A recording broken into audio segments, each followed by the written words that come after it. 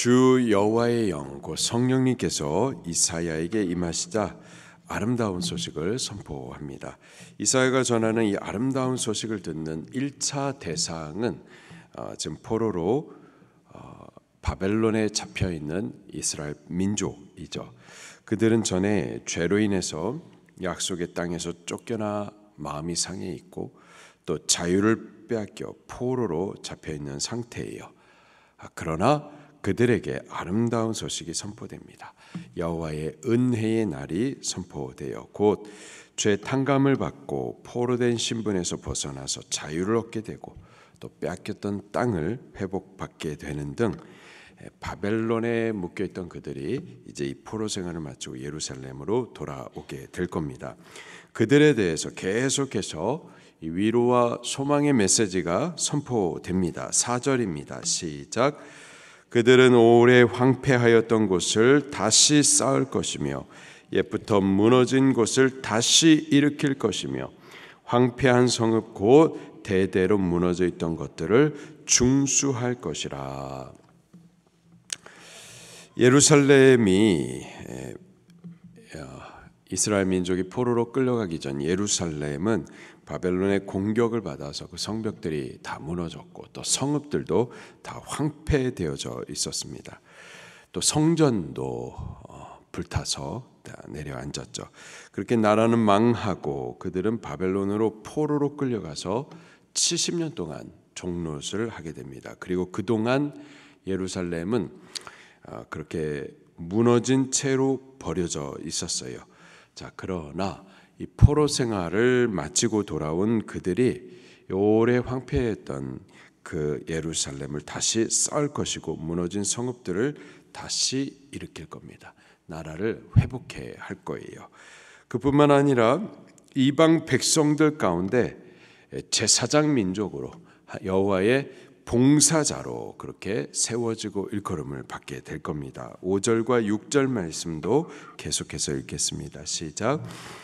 외인은 서서 너희 양떼를 칠 것이요 이방 사람은 너희 농부와 포도원지기가 될 것이나 오직 너희는 여호와의 제사장이라 일컬음을 받을 것이라. 사람들이 너희를 우리 하나님의 봉사자라 할 것이며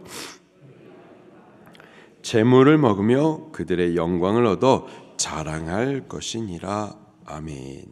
하나님께서 이스라엘 민족을 만민 중에 택하신 것은 그들에게만 목적이 있는 것이 아니라 그들을 제사장 나라로 구별하여 세워서는 제사장 나라로 삼아 만민을 구원하려고 하는 목적을 두셨었던 거죠. 그들에게 하나님을 계시해 주신 것은 그들만 하나님을 알라라는 것이 아니라 이제 그들이 알게 된, 계시받아서 보게 된 그 하나님을 만민 가운데 전하라는 데 목적이 있었던 겁니다. 그들에게 하나님의 말씀을 가르쳐 준 것은 너희만 이 말씀을 알라가 아니라 만민에게 하나님을 가르치게, 하나님의 말씀을 가르치게 하는 데 목적이 있었었죠. 그들에게 구원을 약속하셨어요. 그 약속은 그들만 구원을 얻을 것이다, 이게 아니라 그 구원을 만민 가운데 선포해 주는 그 구원의 통로가 되라라는 사명의 목적이 있었었던 거죠. 그것이 제사장 나라의 사명입니다. 그것이 이스라엘을 택하신 목적이었어요. 그런데 이스라엘은 실패했었죠.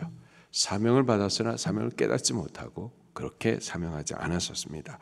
자, 그러나 지금 포로로 잡혀 있었던 그들이 예루살렘으로 다시 돌아오게 될 것이고 회복의 은혜가 부어질 건데 그 사명도 회복이 될 겁니다. 다시 제사장 나라, 여호와의 봉사자가 되어서 이방 나라들을 구원의 신령한 복 받도록 그렇게 인도될 거예요. 그리고 이방 나라들은 이 예루살렘을 통해서 신령한 구원의 은혜를 받은 대로 이제 이 세상의 제물로 그들을 섬기게 될 겁니다.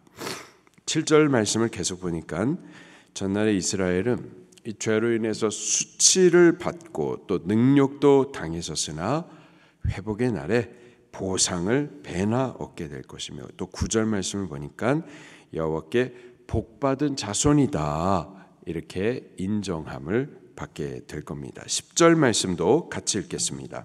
시작.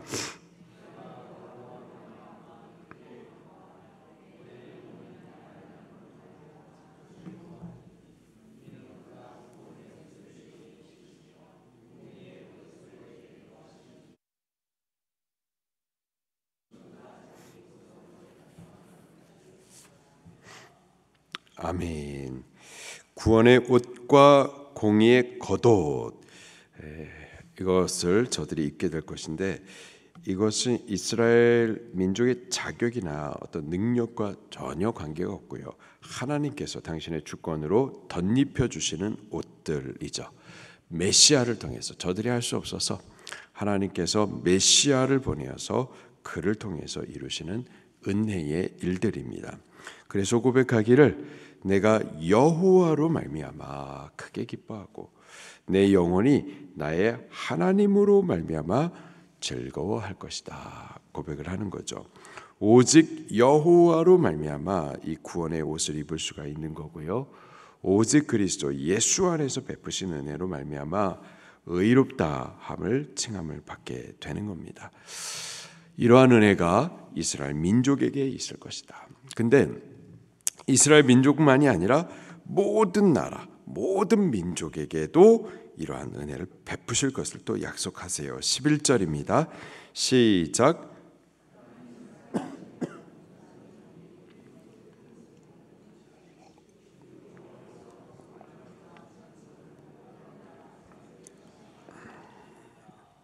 아멘. 모든 나라 앞에서 쏟아나게 하시리라. 무엇을요? 공의와 찬송을. 의롭다함을 입는 구원과 구원받은 이들의 찬송이 모든 나라 가운데서 쏟아나게 하실 겁니다. 모든 나라 가운데에서 이러한 일들이, 구원의 찬송이 있게 될 거예요. 그리고 과연 그 약속대로요, 땅끝 민족 바로 우리들에게도 이 복음을 듣게 해주시고 구원의 옷을 입혀도 주시고 그 은혜 감사를 따라서 주를 찬송하며 또 예배하게 하셨습니다. 할렐루야. 우리도 전에는 죄로 인해 무너진 나라, 또 황폐한 인생들이었었습니다. 그러나 전적인 하나님의 주권적인 은혜 안에서, 곧 그리스도 예수님 안에서 복음의 아름다운 소식이 선포된 거예요. 회복의 약속을 얻게 해 주신 겁니다. 예수님 안에서, 곧 그를 믿는 믿음 안에서 황폐하게 무너진 인생이라도 다시 일어설 수 있습니다. 그러한 증거들을 성경이 많이 나타내주고 있어요. 예수님 만난 자들 가운데 귀신 들린 자, 그 귀신으로부터 자유함을 받고, 병든 자 치유함을 받고, 새 생명을, 새 인생을 얻어서 사는 것을 많이 기록해 주고 있어요. 지금도 예수님 안에서 황폐하게 무너진 인생들이 회복을 얻습니다. 취함 없고 다시 세워집니다. 새 생명 얻고 복된 새 인생을 살아요. 개인도 그러고요, 가정도 그렇게 회복이 되고요, 또 나라도 새롭게 중수됩니다. 대한민국이 그렇게 되었고요, 예수님으로 인해서 세계가 기적이라고 그렇게 깜짝 놀랄 정도로 복되게 이 나라 다시 일어났고요, 이제는 북한도 예수님으로 인해서 지금의 그 사악한 정권은 무너지고 하나님이 세우시는 복된 나라로 다시 일어설 수 있습니다. 그렇게 될 줄로 믿습니다. 그리고 이 나라 저 나라가 한 나라로 일어나서 제사장 나라, 여호와의 봉사자가 돼서 열방을 복음으로 섬기게 될 줄로 믿습니다. 하나님은 능히 그렇게 하실 수가 있어요. 그렇게 하실 줄로 믿습니다. 그리고 우리나라가 복음에 신령한 것들로 나라들을 섬길 때 이방의 재물을 먹으며 영광을 얻어서 자랑하게 될 겁니다. 또 여호와의 복받은 자손이다, 이런 말을 듣기까지 인정받게 될 거예요. 이 일들이 이루어지기를 약속하시는데 우리는 그 약속을 붙들고서 이루어지기를 위해서 같이 기도하십시다. 우리 각개인의 인생도, 황폐된 인생도 새롭게 되어지도록, 우리 깨지고 상한 무너진 가정도 다시 일어나도록, 대한민국도 다시 일어나도록, 하나님 섬기는 나라 되도록, 저 북한 땅도 원래 복음이 이 민족 가운데는 북한으로부터 시작이 됐는데 다시 저 북한이 회복이 되도록, 이 나라 저 나라가 회복이 한 나라로 회복이 되어지도록, 열방을 섬기는 제사장 나라 되도록 우리 그렇게 기도하십시다. 말씀 붙들고 통성으로 기도하시겠습니다.